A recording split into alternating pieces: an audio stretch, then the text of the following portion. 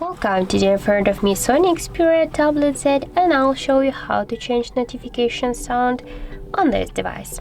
So first you should go to the settings application and then tap on the sound section. Here you'll see the default notification sound. Tap there, and for example we'll go with the media storage. Tap there, and you can use it always or just once. I'll just use it once.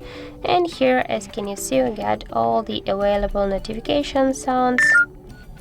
Here you can also set the silent mode just to mute your notifications, or also you can select one from these